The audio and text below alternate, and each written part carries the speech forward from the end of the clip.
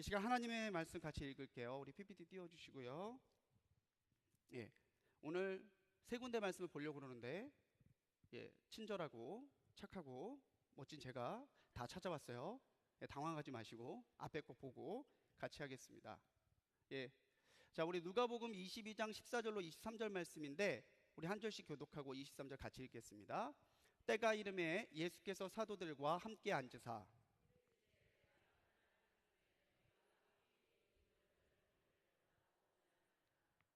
내가 너희에게 이르노니 이 유월절이 하나님의 나라에서 이루기까지 다시 먹지 아니하리라 하시고,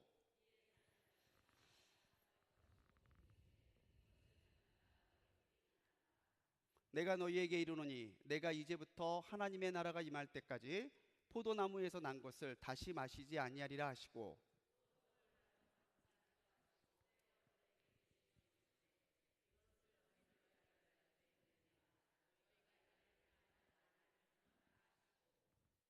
저녁 먹을 후에 잔도 그와 같이 하여 이르시되 이 잔은 내 피로 세우는 새 언약이니 곧 너희를 위하여 붓는 것이라.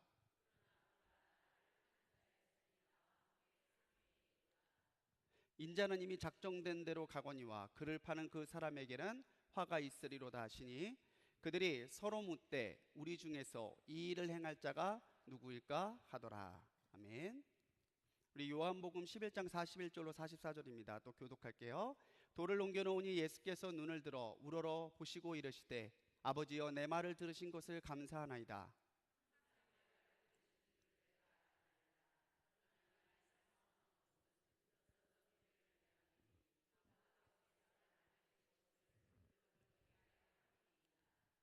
이 말씀을 하시고 큰 소리로 나사로야 나오라 부르시니, 죽은 자가 수족을 배로 동인 채로 나오는데 그 얼굴은 수건에 쌓였더라.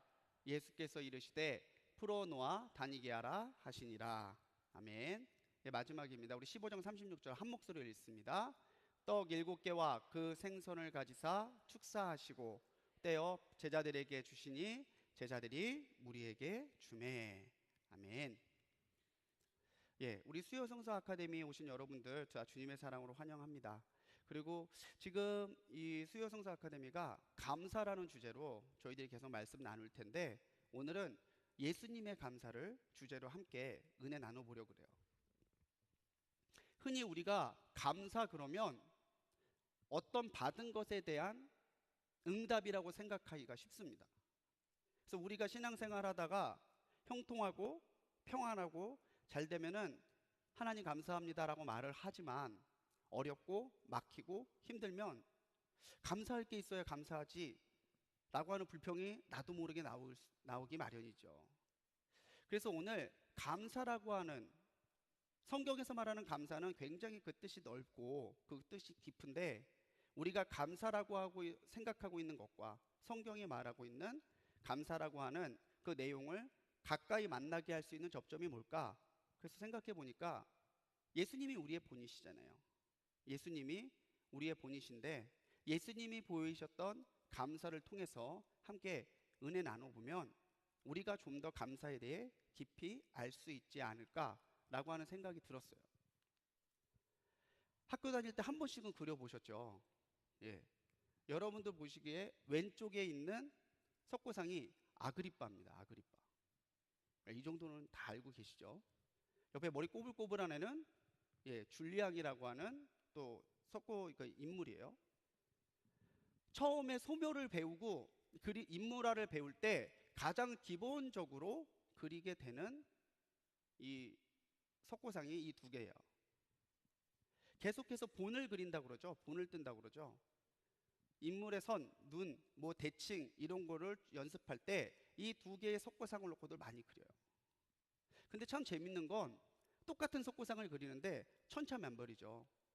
누가 봐도 아그리빠처럼 그리는 사람이 있고, 누가 봐도 얘는 누구지? 라고 그리게 하는 사람도 분명히 있어요. 그런데 계속해서 연습하다 보면 점점 더 나아집니다. 본을 어떻게 잡고 무엇을 본으로 삼고 사느냐에 따라서 우리의 삶도 달라지기 마련이죠. 삶의 모습은 천양지차로 다양하지만 삶의 모습 가운데 나타나는 결과는 하나여야 된다는 거죠. 예수님을 닮아가고 예수님처럼 살아가는 그런 신앙의 성숙과 성장이 우리 가운데 있어야 된다고 하는 겁니다. 그래서 본을 보이신 예수님에 대해서 우리가 배울 텐데, 함께 나눌 때에 예수님의 감사에 대해서 먼저 한번 생각해 볼게요. 성경에 보면 예수님도 감사하셨습니다. 하나님께 감사의 기도를 많이 드리셨는데, 한번 여러분에게 제가 질문해 볼게요. 예수님은 감사받으실 분인가요? 감사하실 분인가요? 벌써부터 어렵죠? 첫 단추부터 수월하지 않죠?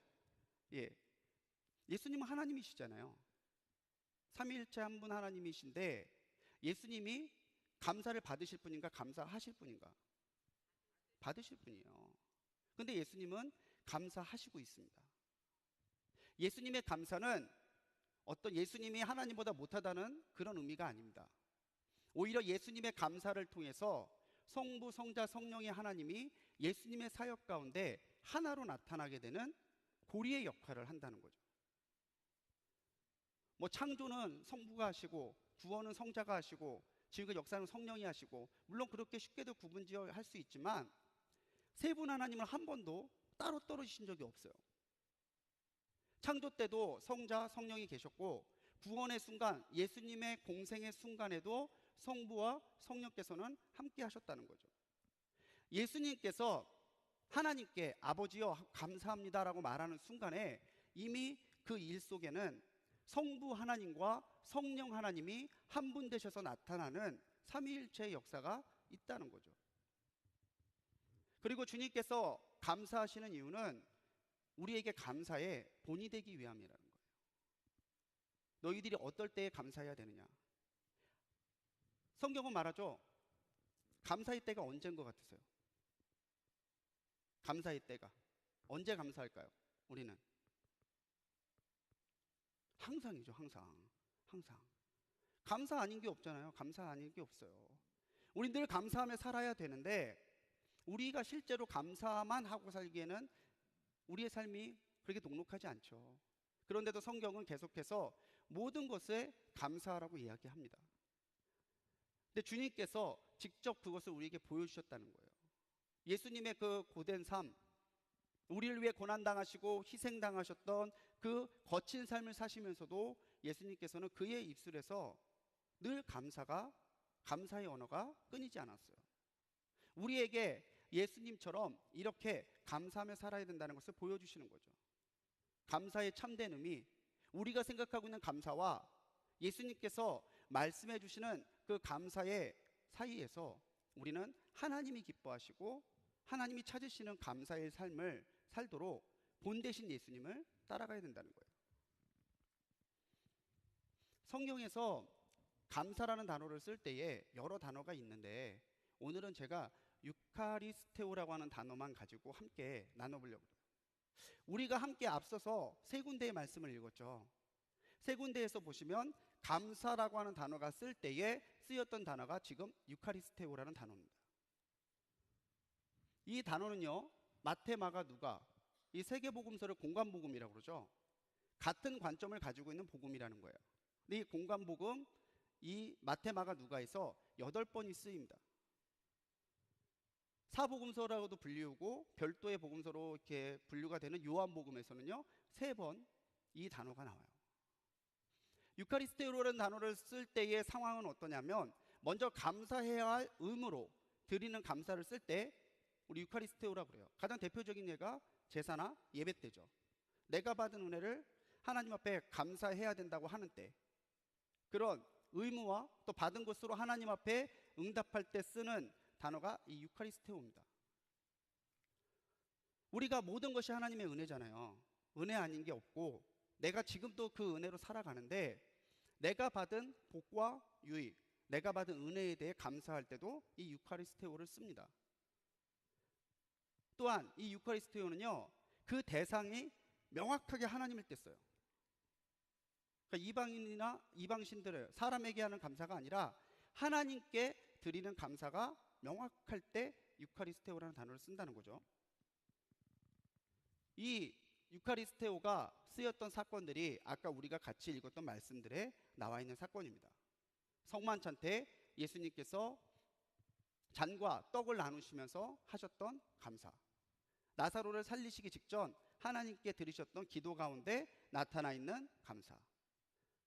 또 7개의 떡, 2마리의 물고기로, 두어 마리의 물고기로 많은 사람들을 먹이셨던 칠병이어의 이적 때 드리셨던 그 기도문에 감사에 이 유카리스테오라는 단어가 쓰이고 있다는 거죠. 그래서 첫 번째 우리가 함께 볼 감사의 이야기는요, 칠병이어예요. 유카리스테리오가 쓰였던 첫 번째 사건이 이제 칠병이어죠. 우리가 흔히 오병이어, 칠병이어 이야기합니다. 오병이어는요, 떡이 몇 개예요? 5개. 칠병이어는 떡이 7개. 예, 2가지의 사건입니다. 그런데 오병이어에서 보면은 오병이어는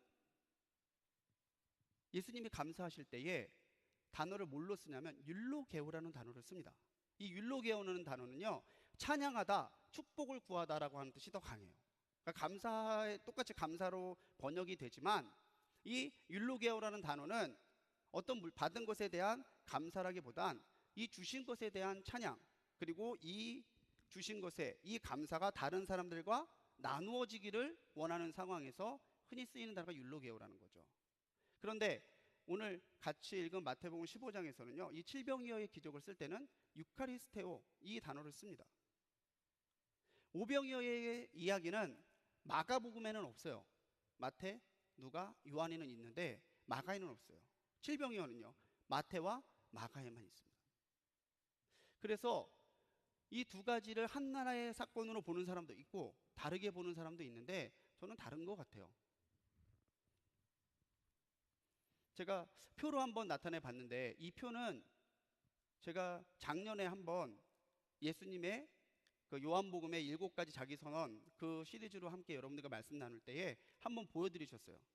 이게 눈에 익숙하시죠? 아, 새로우신가요? 아, 역시 성령의 사람들이신 것 같아. 아침마다 새롭고 날마다 새로우셔서. 예. 아, 그래야 뭐 저도 좀 할 게 있죠. 그죠? 예.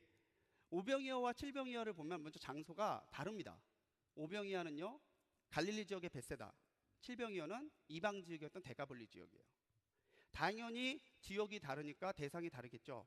오병이어는 유대인을 대상으로 하고요, 칠병이어는 이방인을 대상으로 해요. 오병이어의 이적을 일으키신 예수님의 동기는요, 그들을 불쌍히 여기신 거예요. 목자 없는 양같이 유리하는. 그런데 칠병이어는 예수님께 나왔던 사람들이 다시 자기로 돌아갈 때에 길에서 기진할까봐 그런 목적에서 이 칠병이어의 기적을 일으키셨다는 거죠. 시간적으로도 이게 언제쯤 일어났다고 하는 설명이 오병이어에는 없어요. 근데 칠병이어는 사흘 동안 이들이 아무것도 먹지 못했다라고 하는 시간적 설명이 나옵니다. 결과는 오병이어는 5,000명 먹이고 칠병이어는 4,000명을 먹이는 걸로. 외우기 쉽게 오병이어는 5,000명, 5로 통하시면 됩니다.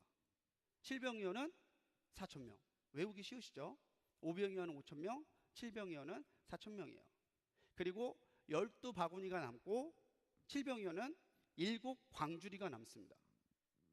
이 바구니라고 하는 걸 코피노스라는 단어를 쓰는데 휴대용 그릇이에요. 휴대용, 아주 작은. 그걸로 12개가 나온 거고, 이 7광주리에서 광주리는 스피리스라는 단어를 쓰는데요, 음식을 보관할 때 쓰는 큰 광주리를 얘기해요. 왜 우리 명절 때 전 부치잖아요. 예, 그만한 거 담는 그 정도의 크기. 그래서 오병이어는 선택된 백성, 하나님이 돌보시는 사람을 먹이시는 예수님에 대한 강조점이 있고요, 이 칠병이어는 이방인들까지도 허물 없이 품어주시는 예수님의 사랑에 강조점이 있습니다. 그래서 오병이어, 칠병이어 비슷하지만 표를 한번 놓고 보시면은 이 둘에 대한 구분점이 잡혀요.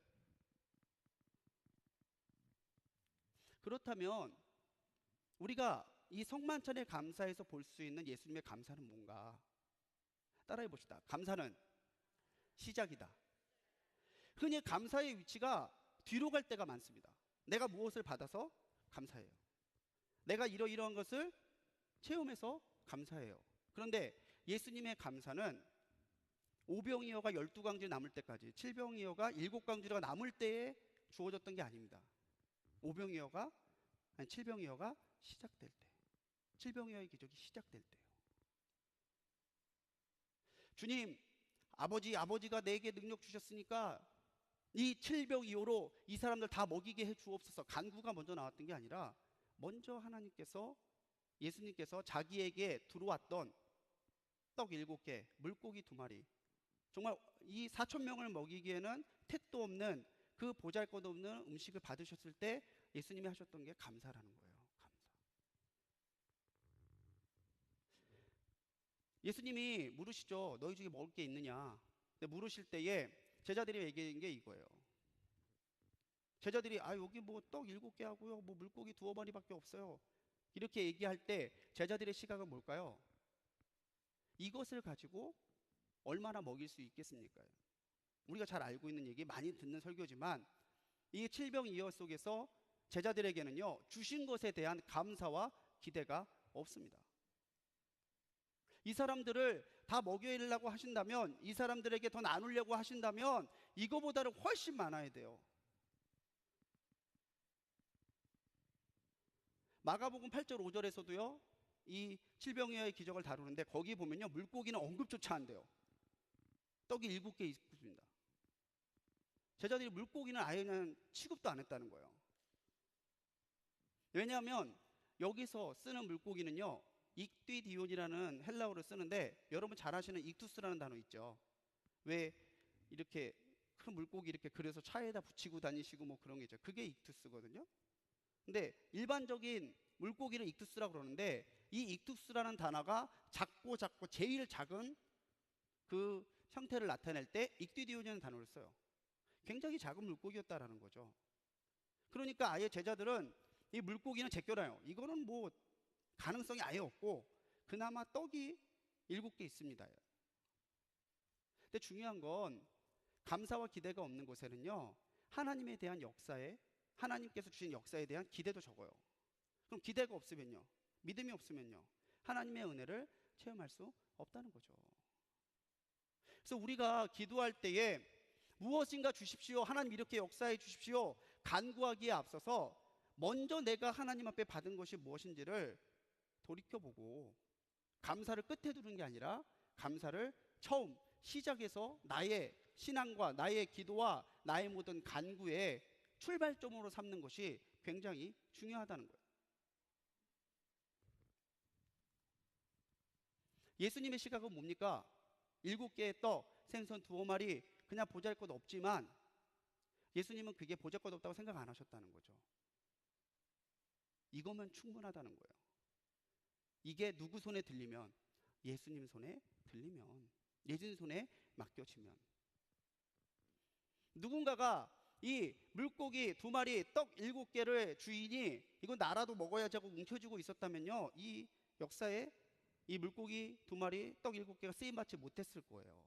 그런데 그게 예수님의 소리에 들려지고 예수님이 감사함으로 하나님께서 주시는 풍성한 역사의 시작점으로 삼아 주시니까 거기에서 4천 명이 먹고도 7광주리가 남는 역사가 나타났다는 거죠.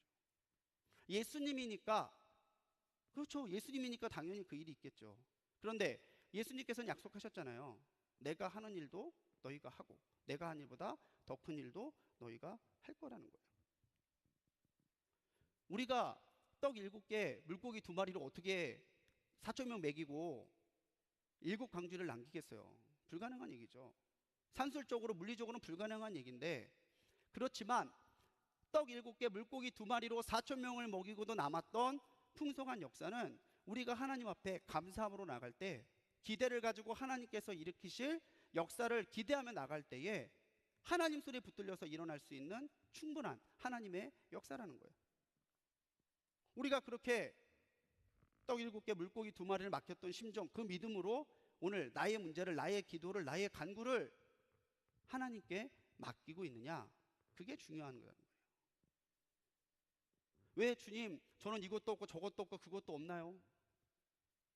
주님, 이것도 주시고 그것도 주시고 저것도 주시면은 제가 하나님 그거 가지고 할게요. 틀린 건 아니지만 맞는 것도 아니에요. 먼저 우리가 하나님 앞에 기도할 때에 감사는 첫 번째 단계, 첫 단추가 되어야 된다는 거죠. 주님, 지금까지 내게 역사해 주신 것을 감사합니다. 주님께서 지금까지 여기까지 인도하신 것을 감사드립니다. 그러나 주님, 이제 우리가 또 주님의 능력으로 해결해야 될 이런 문제가 있으니 주님, 이렇게까지 역사하셨던 것처럼, 지금까지 역사하셨던 것처럼 이 문제에도 역사하여 주옵소서. 이게 예수님께서 보여주신 감사 기도에 맞는 순서다라는 거죠. 오늘 그 읽을 때 마태복음에서는요, 축사하다라는 말로 한글 성경은 번역하고 있어요. 축복의 말을 했다는 뜻인데, 원어적으로 보는 것을 보면요, 이것을 가지고 하나님 앞에 축복할 수 있는 거리를 만들어 주신 것을 가지고 주신 것에 대해 감사했다는 거죠. 예수님은요, 떡 7개 물고기 2마리 필요 없어요. 그렇잖아요. 예수님 원하신다면은 그거 없이도 4,000명 못 먹이실 것 같아요. 4,000명이 뭐예요? 4만 명, 40만 명도 먹이실 수 있을 거예요. 얼마 전에 담임 목사님 설교해 주셨지만 저는 이렇게 그냥 매출하기를 쌓였다 이것만 계속 했었는데, 그때 목사님 말씀하실 때 그러잖아요. 여기서부터 일산까지 확 와닿더라고. 저는 떠올려 보니까 흐뭇하기가 이렇게 흐뭇할 수가 없어요. 매출하기가 일산까지 깔려 있대요. 아유, 얼마나 좋아요. 아무것도 없이, 칠병이 없이도 주님은 하실 수 있는데, 근데 주님께서는 아주 작은 미약한 것을 가지고 큰 것을 이루시는 하나님의 그 능력을 보여주셨고, 그 능력을 오늘 우리 삶으로 끌어들이게 되는, 우리가 응답받게 되는 방법이 뭐냐면 감사로부터 모든 것을 시작해야 된다는 것을 보여주셨다는 거죠.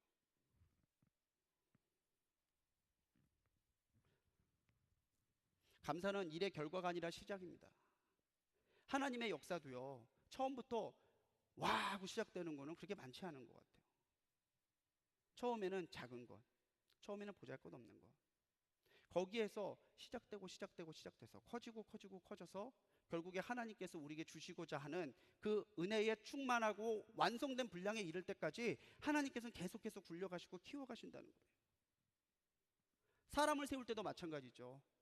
처음부터 하나님의 복에 합당한 사람이 어디 있겠어요? 다 부족하고 다 어리석고 다 하나님 앞에 믿음을 대면 될 것이 없어요.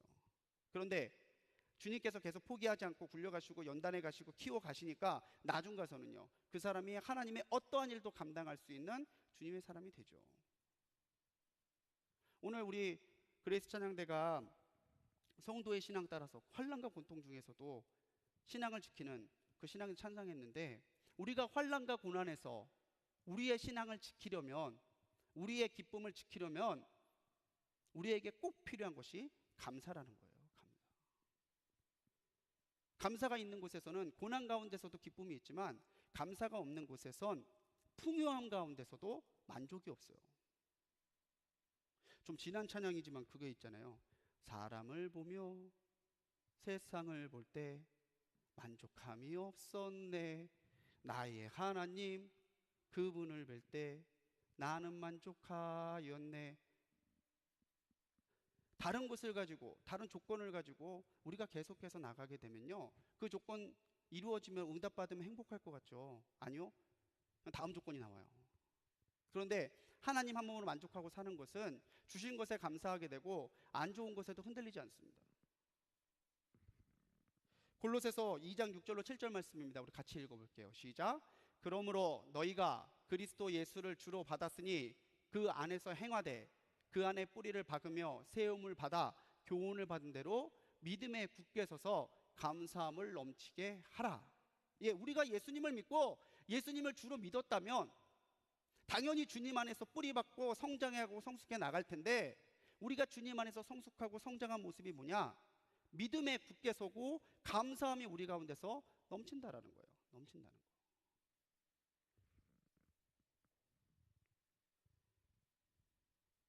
우리가 참으로 하나님 앞에 믿음 가운데 서야 되고 감사를 지켜야 되는 이유가 여기에 있어요. 사랑하는 성도님들, 감사는 끝이 아니고 시작입니다. 감사는 우리의 기도가 시작되는 시작점이고, 우리가 문제를 풀어나가게 될 때에 가장 첫 번째 실마리가 되는 게 바로 감사예요. 이게 뭐 같으세요? 이 메뚜기 떼예요. 메뚜기 떼. 이게 한번 지나가면은 그냥 거기는 초토화된다고 생각하시면 돼요. 남는 식물이 아무것도 없어요. 제가 어떤 책을 읽다가 거기에서 그 인용된 이 예화를 읽었는데, 미국의 미네소타주에서 1800년대에 대규모 이 메뚜기 떼가 창궐을 했대요. 그런데 이게 한 해만 나타난 게 아니라 3년 동안 키워놓으면 와서 훅 키워놓으면 훅 키워놓으면 훅, 이게 3년이에요. 그 동네는 더 이상 사람이 살 수 없고 자꾸 사람들이 떠날 수밖에 없는 환경이 됩니다. 그런데 그때 사람들이 어찌할 바를 모르고 있을 때 그 당시 미네소타의 주지사가 사람들을 모아놓고 그렇게 선언했대요. 우리 기도의 날을 정합시다. 몇 월 며칠까지 다들 모이십시오. 그리고 그때에 우리가 하나님 앞에 드릴 기도는 뭐냐? 감사합니다. 사람들이 의아합니다. 3년 동안 메뚜기가 와서 다 쓸고 지나갔는데 뭘 감사할 게 있다고, 우리가 무슨 감사를 해야 되냐고. 그랬더니 주지사가 뭐라고 이야기하냐면, 우리가 기도한다면 하나님이 역사하시지 않겠습니까? 그럼 역사하실 것을 바라보고 주실 것을 바라보고 우리가 그걸 감사하면서 또 시작해보죠. 그렇게 감사기도가 시작됐는데, 그 감사기도가 시작됐는데 정말 거짓말처럼 메뚜기 떼가 사라졌다는 거예요.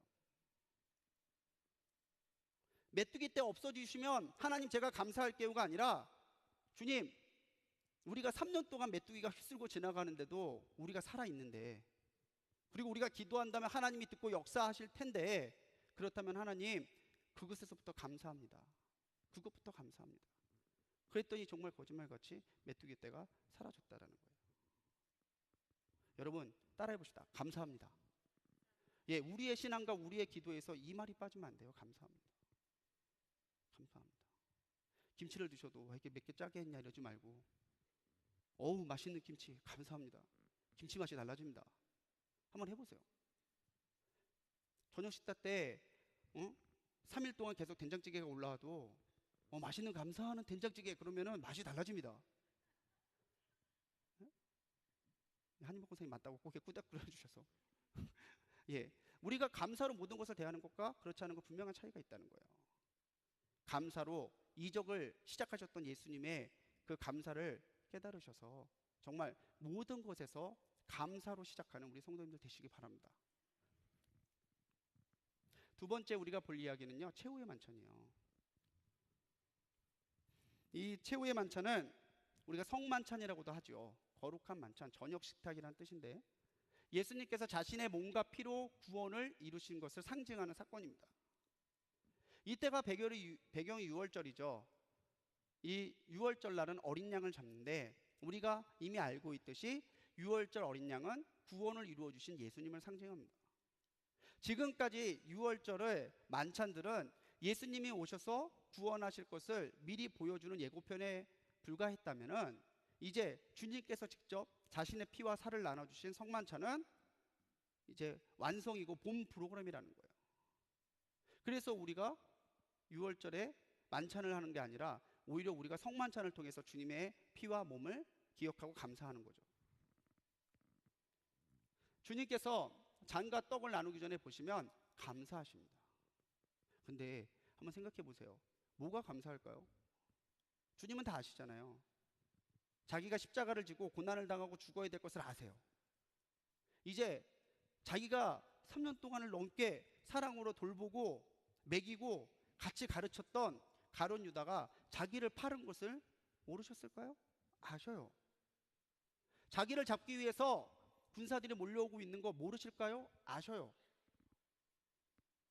그 식탁은 이제 십자가를 지기 전에 제자들과 마지막으로 나누는 정말 말 그대로 최후의 만찬이었다는 거죠. 근데 뭐가 감사할까요?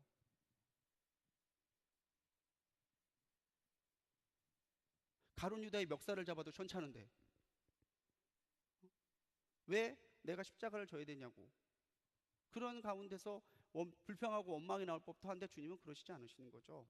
오히려 잔과 떡을 나누시면서 감사하셨다는 거예요. 이 감사의 의미는 하나님께서 구원을 포기하지 않으신 것에 대한 감사입니다.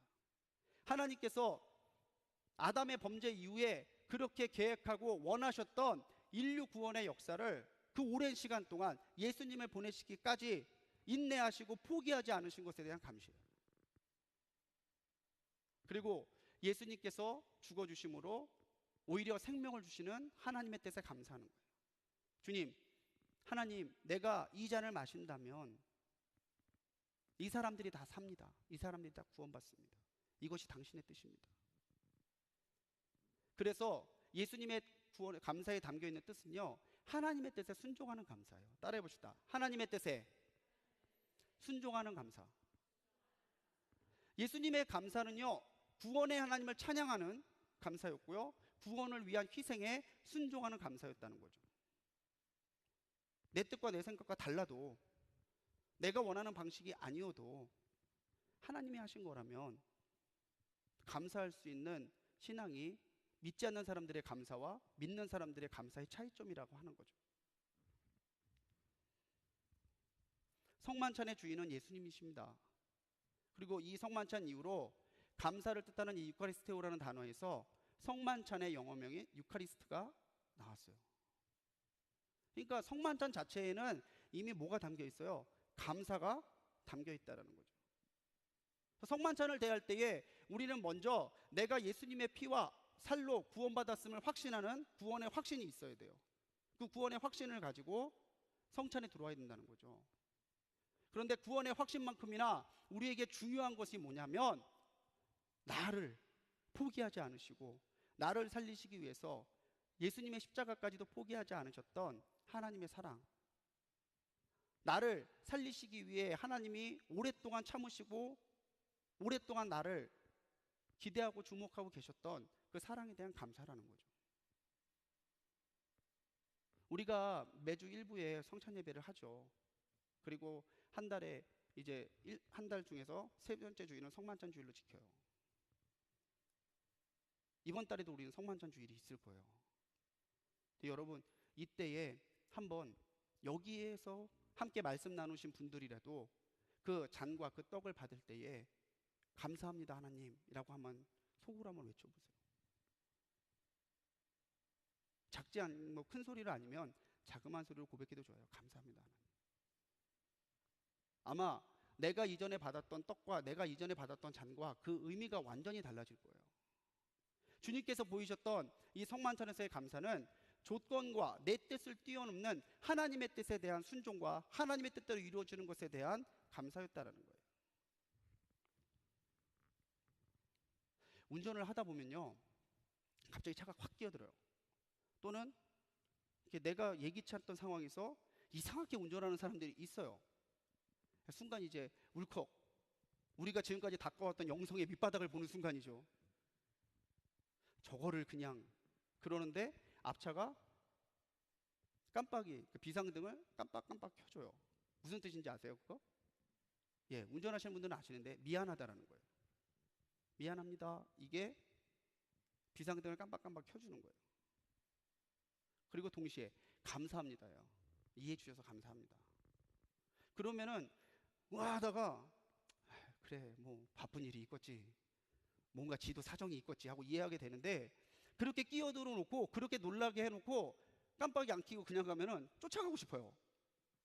따라갈까? 예?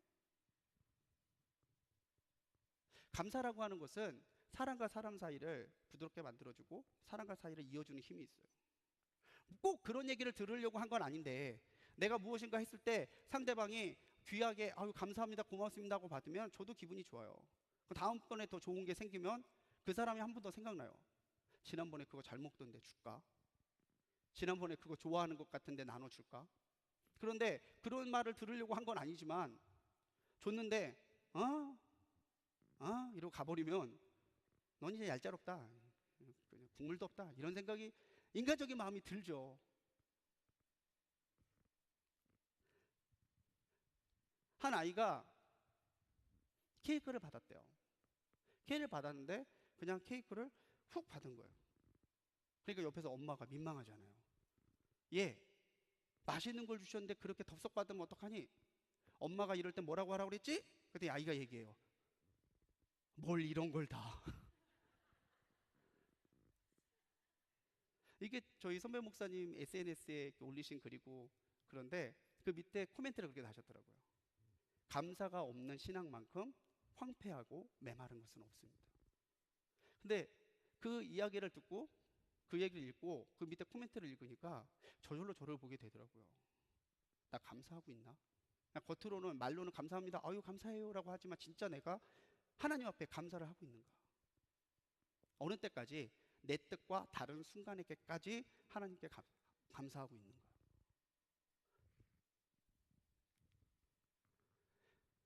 성만찬에서 예수님의 감사를 보면 우리는 감사의 주체가 우리가 아니라 하나님이심을 보게 돼요. 예수님의 겟세마네의 기도 기억나시죠?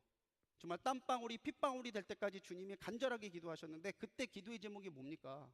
할 수만 있거든 이 잔이 내게서 지나가게 하옵소서. 그렇지만 누구의 뜻대로? 나의 뜻대로가 아니라 아버지의 뜻대로. 여러분 그게 감사의 마음이라는 거예요. 내가 무엇인가 받아서 내가 무엇인가 주어서 내가 이전보다 달라져서 감사합니다가 아니라 하나님의 뜻이 내게 있는 것, 내가 하나님의 뜻이 무엇인지를 아는 것, 내가 하나님의 뜻 가운데 살아가는 것, 내가 하나님의 뜻을 이루며 살아가는 것, 그거 자체가 이미 우리는 하나님 앞에 감사의 삶을 살고 있다는 거죠.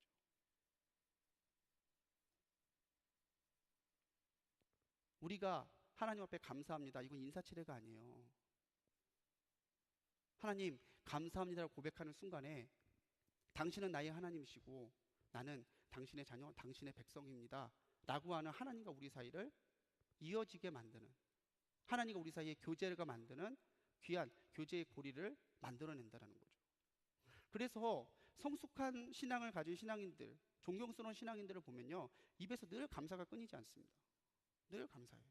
그런데 거기서 보면은 감사할 때 감사하는 건 누구나 할 수 있죠. 그런데 감사하지 못할 때에도 감사합니다라고 그들은 고백합니다. 괜히 있어 보이려고 믿음 좋은 척 하는 게 아니죠. 그것까지도 감사할 수 있을 만큼 하나님 안에서 감사의 참된 의미를 그들의 신앙에서 체험해가고 있기 때문에 그런 거예요. 우리 뜻대로 이루어지는 것이 감사가 아니라 하나님의 뜻대로 이루어지는 것이 감사라는 거예요. 근데 정말 우리들의 한구석에는 무슨 마음이 있냐면은 정말 내 뜻과 다르게 하나님이 역사하시면 어떡하지? 거기에 대한 두려움이 있어요. 그러니까 맡기지 못하고 하나님의 뜻대로 되길 원합니다 하면서 끝이 살짝 이렇게 사그라드는 게 진짜 내 뜻과 다르면 어떡하지? 내 상황과 다르면 어떡하지? 라고 하는 일말의 인간적인 두려움이 있어요. 그런데 중요한 건요, 하나님이 생각하시고 하나님께서 주시는 거는 우리가 생각한 것보다 크다는 거죠. 이사야의 말씀대로 하나님의 생각은 우리의 생각보다 높고 하나님의 길은 우리의 길보다 높아요. 나는 이것밖에 못 보고 이게 있어야 감사라고 생각하지만 하나님께서 나중에 주신 것을 보고 보면 야, 난 이건 생각도 못 했는데, 야, 나 이거는 진짜 쳐다도 못 봤는데 어떻게 이게 내게 응답이 됐지? 라고 하는 감사가 더 크게 일어난다는 거죠. 하나님의 뜻을 또 나누며 감사를 나누는 것이 그리스도인의 교제예요. 우리 서로 사이에서도요, 감사하는 말이 좀 많아야 돼요. 아우, 자기랑 나랑 벌써 20년째 같은 성교회다, 징글징글하다니. 그러지 마시고 어떻게 20년 동안 자기랑 나랑 하나님이렇게 묶어주셨을까? 감사해. 당신이 내 옆에 있어서 너무 감사해. 지난번 우리 딸 결혼식 때 와줬지, 고마워, 감사해. 지난번 나 기도할 때 같이 와서 기도해줬지, 고마워, 감사해. 그게 그리스도인의 기도잖아요. 뭘 주어서 뭘 받아서가 아니라 우리가 주님 안에 함께 있다는 것 자체가 감사의 조건이잖아요. 우리 속회가 속장과 속회가 같이 있다는 거, 우리 선교회가 회장과 회원들이 같이 있다는 거, 감사의 조건이요. 나 혼자 두시는 게 아니라. 그래서 주님께서 17절에서 나오죠. 너희끼리 나누라. 따라합시다. 너희끼리 나누라. 나누는 삶. 뭘 나눠야 되냐? 받은 은혜에 대한 감사를 나눠야 된다는 거예요. 하나님의 감사는요, 하나님의 언약을 여는 열쇠입니다. 20절에서 예수님께서 말씀하시죠. 이는 내 피로 세운 새 언약이에요. 감사하신 예수님께서 하나님의 뜻을 감사하게 우리에게 가르치시면서 우리에게 말씀하신 게 뭐냐면요, 감사하는 사람은 하나님의 언약을 받는다라는 거죠. 구원의 감사가 없는, 주신 은혜에 대한 감사가 없는 사람은 믿음이 생기지 않습니다. 믿음이 생기지 않으면 하나님의 약속을 받을 수 없죠. 근데 이것이 하나님께서 하셨다는 인정이 있고, 이거는 내가 한 것이 아닙니다, 하나님께서 하셨습니다, 그런 인정이 있고, 거기에 대한 감사가 있으면요, 믿음은 절로절로 자라요. 그래서 한 청교도 설교가는 감사가 자라는 만큼 믿음도 자란다고 그랬어요. 내가 어떻게 하면 믿음을 키울 수 있을까? 우리가 늘 고민하잖아요. 어떻게 하면 큰 믿음을 하나님께 받을 수 있을까? 어떻게 하면 우리의 믿음이 더 성장하고 성숙할까를 고민하는데, 그 방법 중에 하나가 하나님을 향한 감사를 키우는 거라는 거죠. 사랑하는 성도님들, 내 뜻이 아니라 하나님의 뜻을 따라갈 때에 우리에겐 진정한 감사가 있습니다. 하나님의 뜻이 우리 가운데 있기를 소망하고 하나님의 뜻을 이루어가는 진정한 감사로 하나님 앞에 서는 우리 성도님들 되시기 바랍니다. 마지막 이야기예요. 어느새 세 번째예요. 저만 그런 거 아니죠? 이제야 세 번째 아니시죠? 벌써 세 번째. 저의 작은 기대인데. 자, 세 번째 이야기가 나사로의 부활입니다. 여기에도 유카리스테오, 감사라는 단어가 쓰였죠. 나사로의 부활 사건을 간단하게만 말씀을 드리면, 예수님이 부활의 유일한 주관자시라는 것을 선포하고 확인하신 사건이죠. 예수님께서 직접 나사로를 살리시기 전에 하셨던 말씀입니다. 우리 같이 읽어볼게요. 시작. 예수께서 이르시되 나는 부활이요 생명이니 나를 믿는 자는 죽어도 살겠고 무릇 살아서 나를 믿는 자는 영원히 죽지 아니하리니 이것을 내가 믿느냐. 아멘. 이 나사로 사건은요, 오직 요한복음에만 기록되어 있는 이적입니다. 조금 더 예수님 안에 있는 생명, 부활의 생명, 영생이 요한복음이 더 강조하는 강조점이기 때문에 독특한 요한복음의 특징이기도 한데요, 이 요한복음에 나타나 있는 나사로의 사건을 보면서 우리는 예수님이 메시아라는 증거를 얻게 돼요. 참으로 그분이 생명이시구나. 그분 안에 살고 그분을 믿음이 부활의 조건이고 부활의 능력이고 부활로 가는 길이구나를 우리는 확신하게 된다는 거죠. 그래서 나사로를 살리신 것은 나사로만 살리신 것이 아니라 죽어가는 우리의 영혼도 살리신 하나님의 은혜입니다. 나사로의 부활을 믿는 사람이면 누구의 부활을 믿을 것 같으세요? 나사로의 부활을 믿는 사람은 누구의 부활을 믿을까요? 예수님의 부활을 믿는 사람은 누구의 부활을 믿을까요? 나의 부활을 믿게 된다는 거죠. 우리는 부활신앙으로 사는 사람들이잖아요. 아멘? 우리가 장례식장에 가서 울죠. 얼마나 애통해요. 이젠 육신의 눈으로 볼 수 없어요. 정말 그동안에 있던 모든 희노애락이 이렇게 다 녹아지면서 눈물로 나와요. 통곡해요. 그렇지만 그 낙심하면서 끝쳐 있는 것이 아니라 다시 시작할 수 있는 것은 우리에게 부활의 소망이 있기 때문이죠. 그런데 이 놀라운 나사로의 그 부활 사건을 할 때에 주님께서 나사로에게 명령하시죠. 나사로야 나오라. 그랬더니 나사로가 일어나서, 이미 썩었을 거라던 그 나사로가 일어나서 자기의 힘으로 걸어 나오죠. 그런데 이 명령하기 전에 주님께서 하늘을 우러러 하나님께 감사해요. 아버지, 내 말을 들으신 것을 감사하나이다. 예수님의 첫 감사는 뭐였냐면요, 하나님께서 내 말을 들으신 것을 감사합니다요. 그러면 이 말은 어떻게 이어질까요? 지금까지 내 말을 들어주셨던 하나님, 내가 하나님이 지금까지 주신 은혜에 감사하고 있습니다. 그렇다면 이번에 내가 또 나사로를 향하여 명하실 때에도 하나님께서 내 말을 들으실 줄 믿습니다. 나사로의 부활로 보는 사람들이 믿게 하실 것을 감사하는 거예요. 이 나사로가 살아나면 부활의 증인이 되겠죠. 예수님께서 앞서서 나는 부활이고 말했던 생명이라고 말했던 그것이 허언이나 허세가 아니라 진짜 살아있는 생명의 말씀이고 우리가 밑구름으로 붙들어야 될 생명의 말씀이라고 하는 것이 나사로가 걸어 나오면서 입증이 되는 거잖아요. 그렇다면요, 우리도 나사로의 부활을 보면서 꿈꾸잖아요. 나사로를 살리신 주님, 부활하신 주님께서 나도 부활하게 하실 거야. 그것을 감사하는 거예요. 나사로 한 사람만 살리는 것이 아니라 나사로를 살리심으로 많은 이들에게 예수님이 부활의 유일한 길이라는 것과 우리에게 부활의 소망이 있다는 것을 믿게 하실 것을 주님께서 감사하셨다는 거죠. 그렇게 하고 예수님께서 나사로의 부활을 명령하십니다. 나사로야 나오라. 지금까지 예수님의 말씀을 들었던 하나님께서 나사로야 나오라. 예수님의 말씀을 어떻게 하셨어요? 또 들어주셨어요. 아까도 말씀드렸지만요, 나사로를 부활시키신 예수님의 감사를 보면서 우리가 깨달아야 될 것은, 감사는요 하나님과 우리의 인격적인 교제다라는 거예요. 아까도 제가 말씀드렸잖아요. 감사할 상황에서 감사가 없으면 우리도 마음이 서운해요. 근데 그게 내가 감사라는 말을 듣고 싶어서가 아니죠. 내가 그 사람을 생각하는 것만큼 그 사람이 나를 생각해 주는 것 같지 않으니까 서운한 거예요. 하나님께서도 우리에게 은혜 주실 때에 내가 이렇게 해주면 저 사람들이 나한테 고마워요, 감사해요 하겠지라고 그렇게요? 하나님이 정말 원하시는 것은 그런 소리를 듣고자 함이 아니죠. 그런 외식적인 게 아니죠.